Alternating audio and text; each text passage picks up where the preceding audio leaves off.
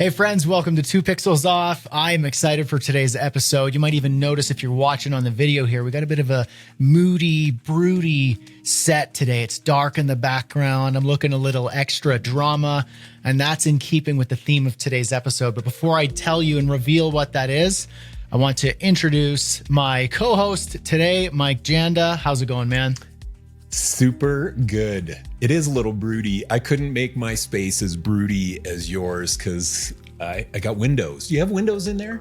Just black them out? I have what do you one. got? I blacked it out. So behind me, I got a giant seamless paper backdrop, and it's black and it covers the only window in this room. So it's very light controlled. If I turn off lights, it's pitch black in here. Yeah, that's pretty sick. Epic. Welcome to 2 Pixels Off, a podcast for creative entrepreneurs. Yep. Yes, epic. Epic. So before we start jabbering off, I want to shout out especially our friends at Wix Studio. I might even tie them into a story here. Maybe this one, maybe the next episode, we'll see. But shout out to our friends at Wix Studio. I was actually just building out on my own site for the Creative Crew community. You see the hat here on my head. I was playing around with some of the CMS settings, creating dynamic content. So I'm trying to display all my videos and even the 2 Pixels Off podcast videos. I'm trying to put that on a video page, and I have it set up where you could just add new items and it dynamically generates and shows up on the page. It's so great. I'm going to assign that to one of my team members to just add those as they come. It's going to be awesome. So big shout out to Wix Studio for making this podcast possible. Huge fans over here. Also, huge fans of you listeners. Make sure that you leave those reviews. We really like when you do that. It's been nice to read them. It's encouraging to see the words. And I love when you guys point out certain quirks or personality traits or, you jab at Mike. It's always funny. I have a good chuckle. It's so fun. I need the jabs. I want the jabs. I give jabs. I want them back. I want them back. It's only right. It's only right. Yeah. It's only fair. So, tying back to my moody, broody, dramatic background, today's episode is about what keeps them up at night. And by them, I mean your leads, your potential clients, your customers, heck, even you. Helps you to understand some of your directions and strategies, but what keeps your clients up at night? There's a differentiation we're going to get into between daytime and nighttime problems, when to solve one versus the other, what you really should be looking for. So I am excited to dig into this episode because I even have maybe a couple stories about some nighttime problems. I like to call them freelancer nightmares. We can get into that in a moment. What do you think, Mike? What do you think about this topic of what keeps them up at night? I think that this is a huge strategy or a huge paradigm that can help creative entrepreneurs start selling bigger services at bigger budgets to their clients. Understanding this one paradigm will make a dramatic change in how you position your business to your potential customers. So I like it. Let's just talk. Do you mind if I just go on this for just a second, Brad? Yeah. You're on a roll here. Let's go. I'm on a roll. It wasn't much of a roll, but I'm going to get on one now. In the early days of my agency, all we did was solve what I call daytime problems. Daytime problems are things like a client comes to you and they're like, I need a new logo. Client comes to you and they're like, I got to find somebody to run ads for my agency. Or we need a new entree added to our menu. That's the daytime problem. And so many designers out there are just hearing that and saying, okay, you need a new logo. Great, I can design logos. And they go back and they give them a proposal to do the new logo, to add the entree to the menu, to run ads for them or whatever, without discussing the nighttime problems. And the nighttime problems are the things that CEOs or stakeholders of a business are laying in bed at night, stewing about at 1 o'clock in the morning, 2 o'clock in the morning. And let's just do the example of I need a new logo, the daytime problem. What is the nighttime problem or the potential nighttime problem of that, Brad? What's the nighttime I'll give version? you what that is. What do they really need? I want to not only give that, but I want to paint a bit of a picture here, because we can call it daytime and nighttime problems, but I think we need to almost illustrate for a second here the real difference. And if you've ever experienced these nighttime problems, I like to call them, as I mentioned just moments ago, a freelancer nightmare or whatever nightmare. So if anyone listening has ever been in the restaurant industry as a server, they call it server nightmares. And so what it is at night, before you're sleeping or as you're sleeping, you get stricken with a server nightmare. And it's usually somebody comes in who's a regular customer and they're the worst. They're abusive, or they're angry, or they never tip, or the chef or the manager or somebody is always down your neck, or something crazy happens, or you forget the order, or you come out to a special occasion and you forget the drinks, or you spill the wine over the table. These sorts of things where they keep you up at night. So this is just a silly way of saying, like, servers experience these server nightmares. And in the daytime, they run through their problems. They got their daytime problems. Oh, what's the order? What's this? What's this? What's this? They're juggling, but they can manage. It's the nighttime problems that literally keep them up at night and make them sweat and make them want to quit their jobs. So tying that over to, say, creative entrepreneurship, and especially solo entrepreneurship, or you're running a company, you have your daytime problems. Like your client wants this, email was this, oh, I got to pay that bill, blah, blah, blah. The nighttime problem is the real problem. That's the one that hurts. That's the one that scares you, the one that keeps you up at night. So you mentioned, let's say, the daytime problem of your customer is, I need a new logo. Hey, Mike, I need a new logo. What are they actually experiencing? What's the nighttime problem of the kind of the surface of the iceberg there? What's below the surface there? Really what it is we have a new competitor in the market. They're young, they're hot, their marketing is on point, and they look good. Their messaging is good. Their website looks good. That logo to them represents that competitor is stealing our customers, and it's palpable. I can feel people going away from us and to them. At least that's what I'm worried about. And that keeps them up at night. So if you're trying to solve the logo problem, you're not actually showing that you care about what the actual problem is. And if you're able to tell them or ask them, why do you think you need a new logo? Maybe we can try this for a sec here. Let's say you tell me I need a new logo, and I'm going to ask you why till we get down to the bottom of it. So go ahead. Tell me you need a new logo. Hey, B-Dog, I heard about your agency, and I know you're in Canada, and so my expectations are really low on quality, but I decided I'd reach out to you anyway. I can't stop myself. I decided I'd reach out to you anyway, and see if you were interested in designing a logo for my new restaurant. Yeah, I appreciate it. See, up in here in Canada, we really like to embrace that organic style design. So I get what you're trying to say there. I appreciate your kind words. So you're telling me you need a new logo. Can we dig deeper just for a sec?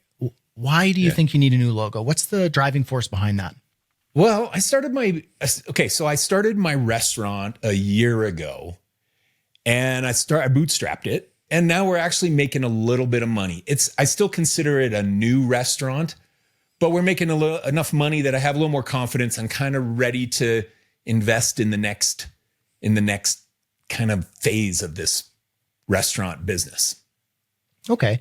Well, congrats, by the way. It's always cool to hear fellow entrepreneur starting up a company, bootstrapping it nonetheless. That's awesome. So new logo, brand identity, that to you seems to represent something important. What is that? If we just take a moment, drill a little bit deeper, why do you think it's important for you to invest a little bit in this brand identity logo? What's underneath that? Well, so we're an Italian restaurant, and there are a couple other Italian restaurants in the town, and they've been around for like 20, 30 years, and we're kind of the newcomer. They have their established brand that people recognize, and I look I mean, I look like the startup version of them, and I don't want to look like that. I want to look like them. I want to look as good and as established as they are. Like I want to take their freaking customers, man. I want them to come to my restaurant on Friday nights, not theirs. And so that's kind of at the heart of it. I just need to look better. My business needs to look better. Yes. Okay. Well, that's a spicy meatball, I must say. You would not say that in real life, but keep going. That's a spicy meatball. No, I wouldn't say that. In my head, I've been saying it the whole time. Yeah. I'm just giving you subtext. So, okay, back in character here. That's actually really interesting to know. So you've got these competitors. And of course, you want some healthy competition, but they've been in the game. They've got that tradition, maybe some family roots, and it's hard to compete with that long-standing tradition, especially when they're embedded in a community. So I understand that. Now, you mentioned that you want to be able to scoop up some of those customers. It sounds like to me, maybe the lion's share of those customers, really what's happening is they're getting scooped up by the ones who've been in the game longer with that longer standing tradition. Am I getting that right? Yeah. Yeah. I mean, everybody wants to get their competitors' customers, right? Especially in the restaurant business. I mean, man. Oh yeah. We want the traffic that they have. And our food is better. Our food is better. Our brand doesn't look better. So that's what I want to fix. Okay. So you started off here. You mentioned you need a new logo. And I think that's a great idea. But I think there's something bigger here. Now, obviously, a new logo is not going to steal your competitors' customers. They've got legacy, tradition, probably got a really nice brand. We can explore that too, see what's working for them and what's not. But they've got something that's more than just a new logo. And if you want to scoop up that competition and you want to start funneling some of that traffic and get people eating your food and let the product sell itself, well, we need to start to embed ourselves into that community and start to build that trust as if you've been in the community for a long time. So that's something that we can explore. Now, are you willing to have a discussion about exploring more of that brand identity, exploring what it means to embed yourself into the community? We can explore not only logos, but brand collateral. We could talk about your website. There's email, there's traditional marketing. We can even do some really cool creative things that I've been exploring these days that I think could work really well for your business. So I know you mentioned you want a new logo, but to me, it sounds like you need a lot more than that. Would you be willing to start that discussion? Yeah. I mean, all I'm planning on now is logo. That's what is in my head. But yeah, I mean, whatever it takes to win customers. And as long as I'm getting a return on my investment, then I'll be happy. Cool. Well, I think that's something we could start with. Let's start with some creative direction and then give you a bit of a phased plan to show you what it is that we can project and how we can actually turn this start with a logo into something that's actually way more impactful, where you will be scooping up a lot more of that business. Good. So that to me, that's the difference of daytime problem versus nighttime problem. I could have been a rookie designer or someone with less confidence and said, new logo, great. Yeah, we're good at design. If you see my portfolio, I got it on Behance. I've got it on my website. I've got it on my link in bio. I've got it on my link tree. I've got it on Instagram. You can check it out everywhere. Do you like my logos? I don't outsource my logos. It's all me. I'm super creative and I draw everything with my special pen. And I'm like really excited about this. It's just like, you're not playing the right game. Sure, you can design them a $500 logo, or maybe you're lucky it's $1,000 logo. But that person is then going to get their pretty logo that doesn't mean anything to them because you've not backed it up with what a logo actually is representative of. And they're going to go and spend actual money with an actual consultant, agency, firm, or talented, confident freelancer who's going to know the nighttime problems and have a much bigger client relationship.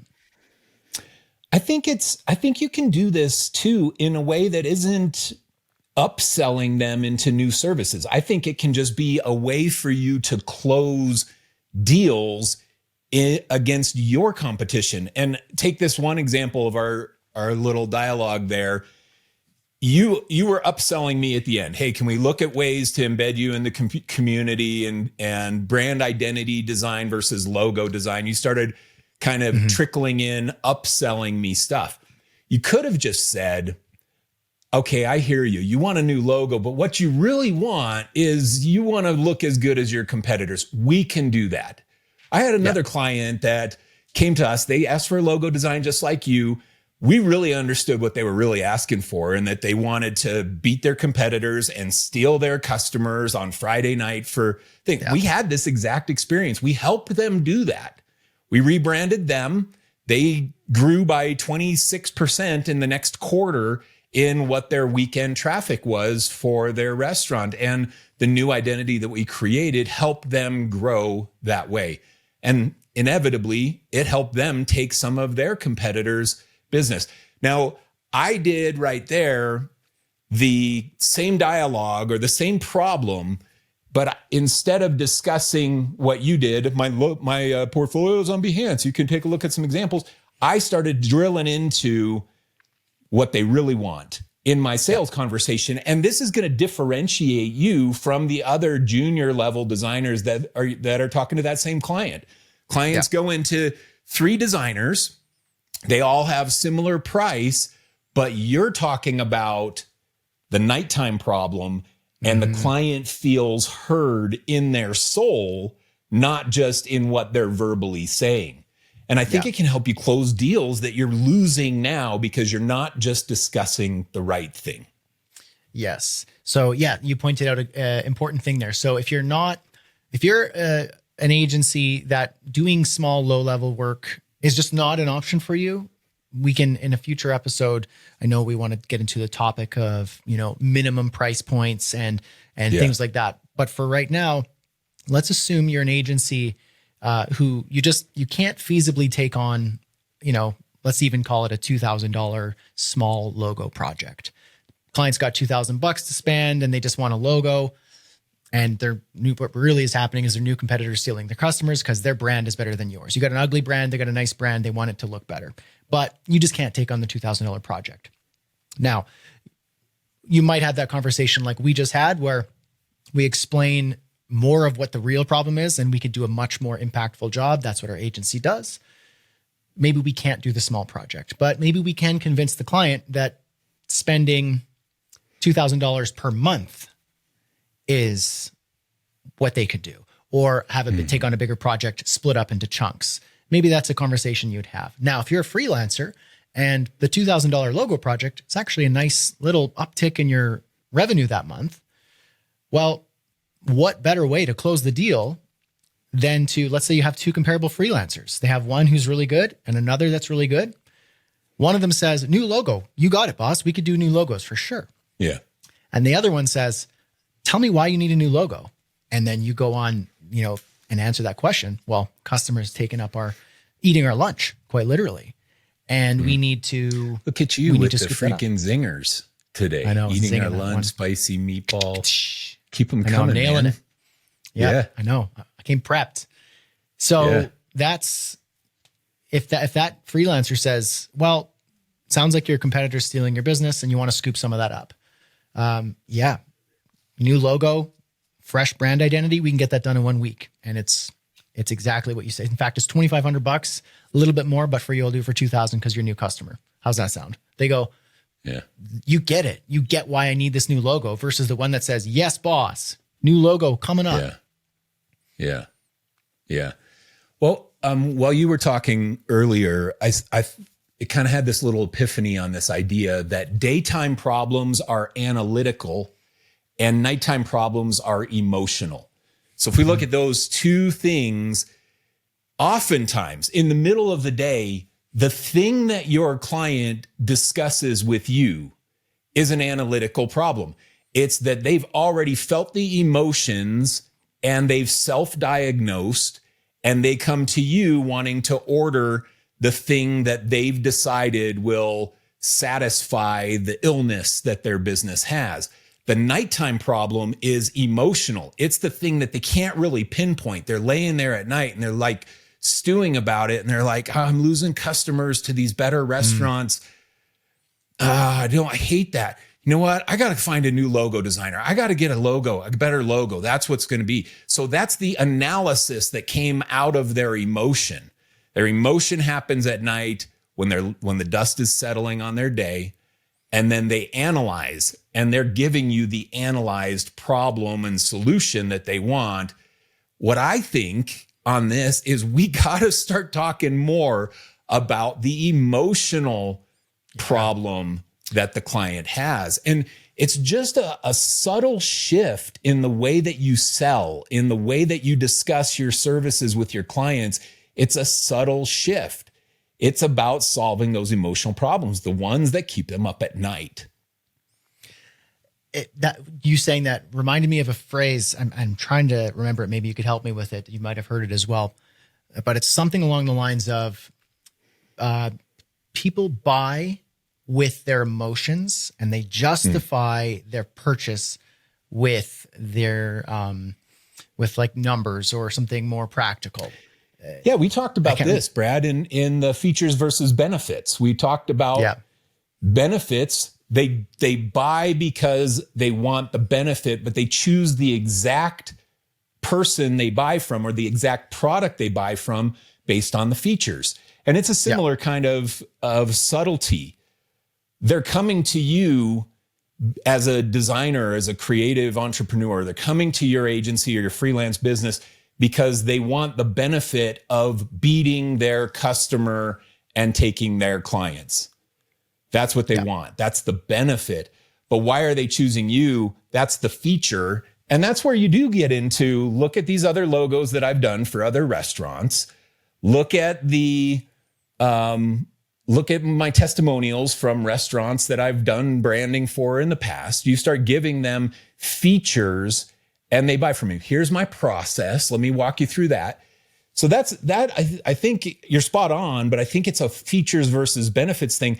But you could extrapolate that and say, here's what we're looking at with this. Nighttime problems are benefits driven or emotionally driven, and daytime problems, if you're just selling daytime problem solutions to daytime problems, I need a new logo. How do I sell a new logo to a client? I take them through my process. I say, okay, here, let me show you 5-slide deck.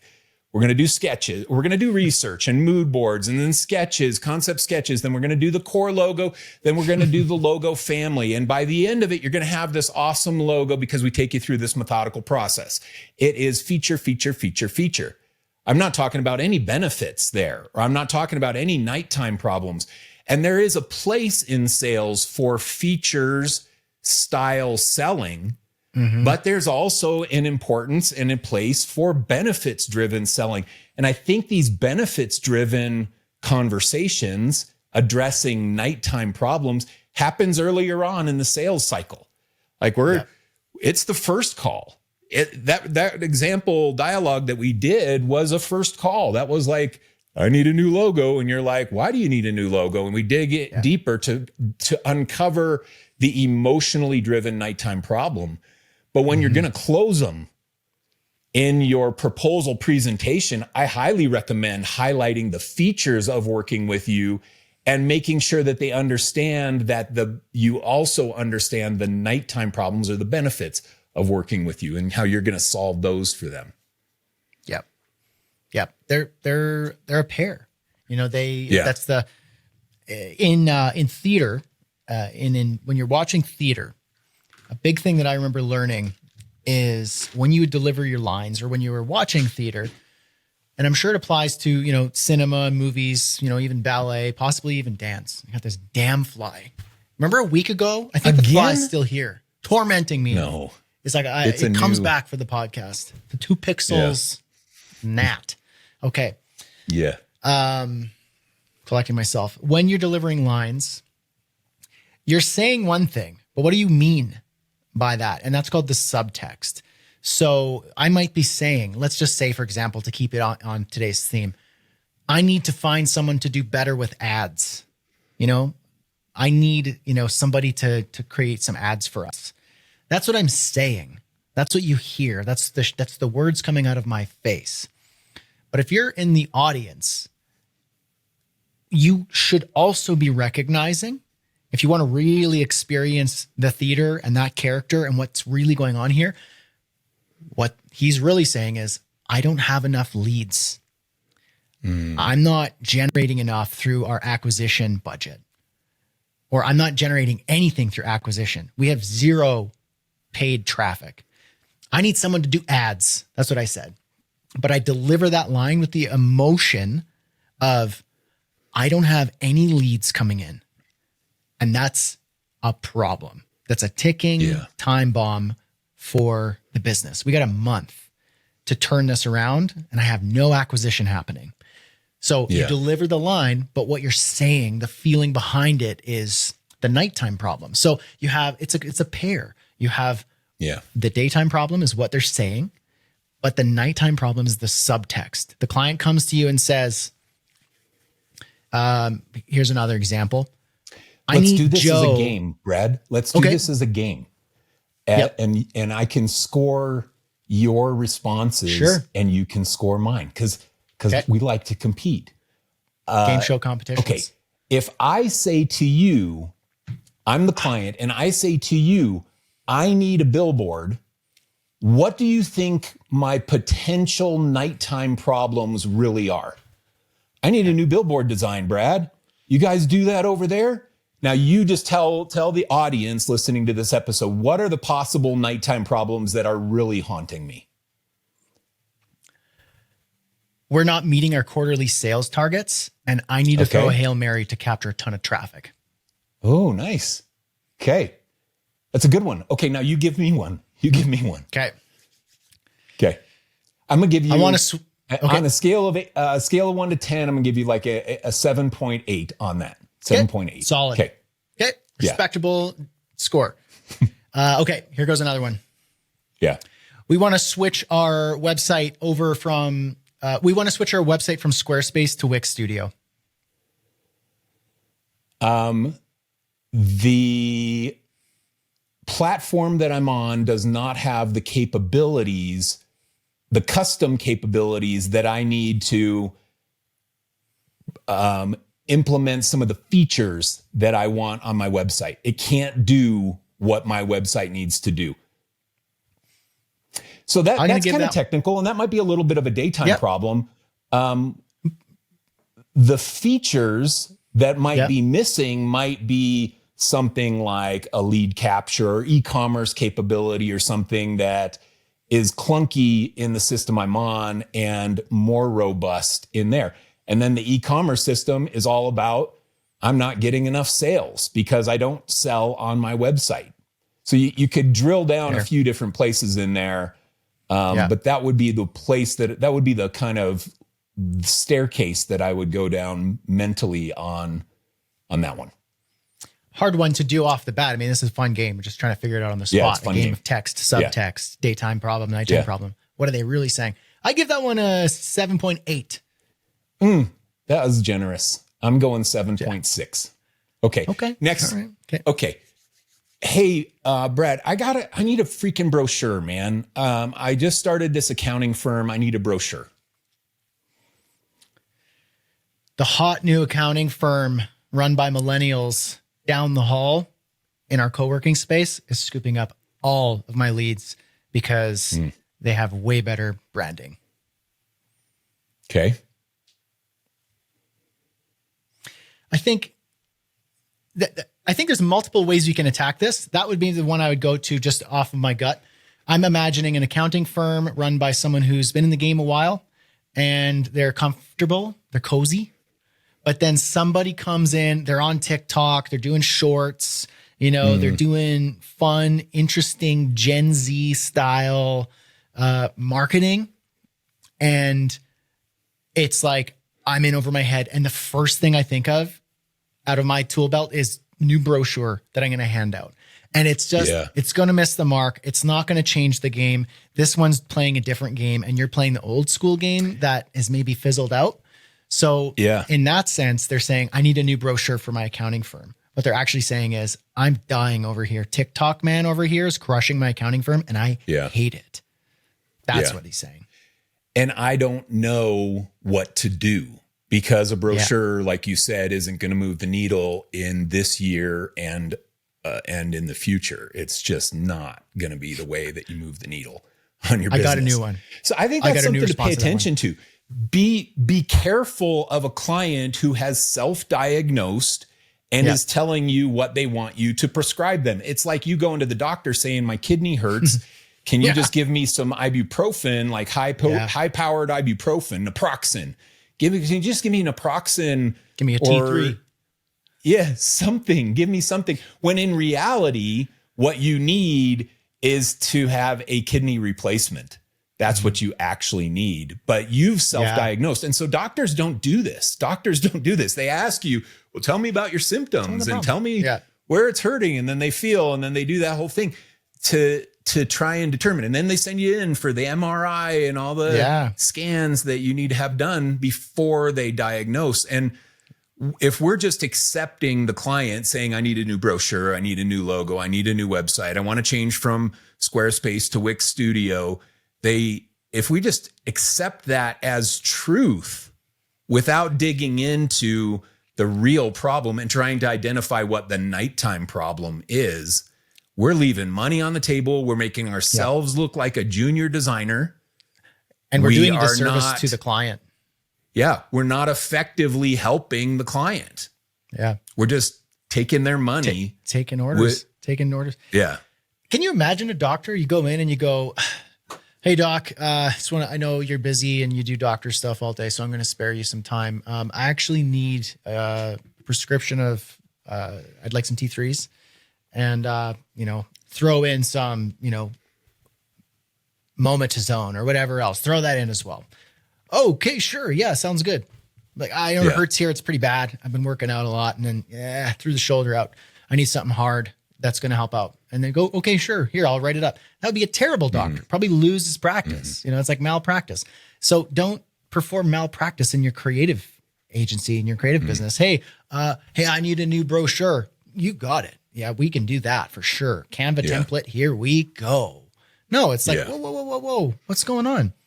Well, TikTok Joe over here, he's dancing around like a monkey and he's actually working and it's screwing me over. You go, okay, it's not a brochure. We're going to fix this. Yeah. Let's start with this. How's this sound? We're going to crush TikTok Joe, by the way. Yeah. Yeah. So sometimes, okay, so to recap what we've talked about here, sometimes this understanding of nighttime problems will help you close the deal for the thing that they're actually asking for. Don't just discount it and say the client wants a new logo and you say, no, you don't need a new logo. What you need are more leads. Let's do an ad campaign. No, sometimes you should listen. Well, you should always listen. But sometimes what they've diagnosed as the cure for them is what they actually need. So don't just discount what they say, but take the time to try and uncover the emotions that are driving that decision to identify what that real problem is, the nighttime problem that led them to making the analytical decision that they needed a new logo. And if the client can't answer that for you, and if you don't accept their diagnosis as accurate, or the cure that they're prescribing to themselves as accurate, then upsell them stuff. But if you do agree with them that what they've prescribed themselves is accurate, then lean into it in the sales conversation.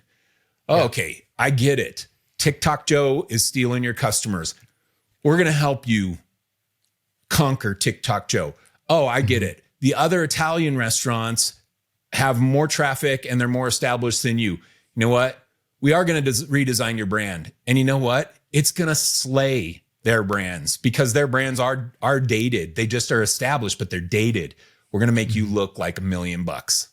Yeah. So you start leaning into that. And we're going to help you get that Friday and Saturday night traffic that you're looking for. Yeah. You lean into those in the conversation. It's either going to make you more money because you're upselling them into bigger things, or It's going to make you more money because you're closing deals because it differentiates you from the competitors that are just order taking.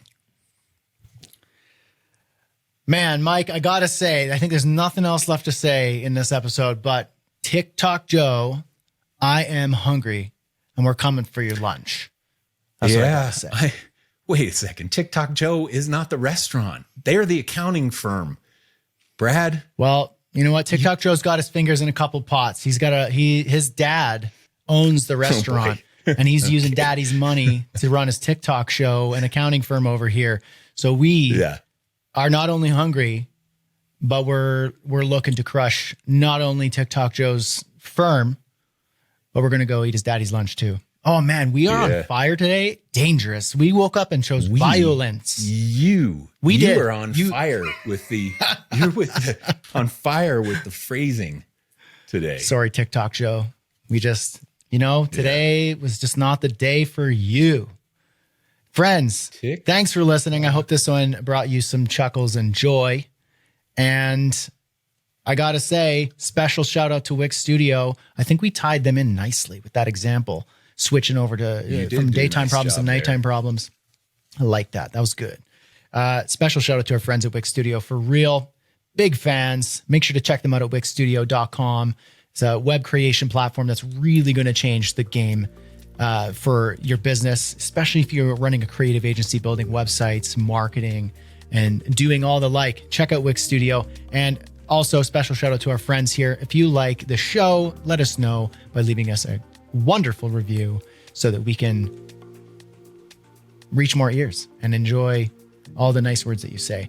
And before we wrap up here, I see, Mike, you're pulling up TikTokJoe.com to see if you can acquire. It's available for anybody who wants it. If that resonated with you, your name's Joe, and you're like, I like TikTok and I like TikTok Joe. That is memorable. It was off the cuff. It's available as a .com, just so you know.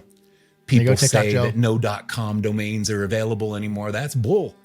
Right there, TikTokJoe.com. That's a good domain. That is a good domain. That is a good domain, and you should scoop it up so that TikTok Joe forgot to protect his brand. His competition scooped up his domain. What are you going to do now? You're going to have to buy it off of us premium. Yeah. Oh, you're dangerous today, Mike. I think we should go before this gets more sketchy. Okay. Thanks, everybody. Catch you in the next one. All right. Thanks, everybody. See ya.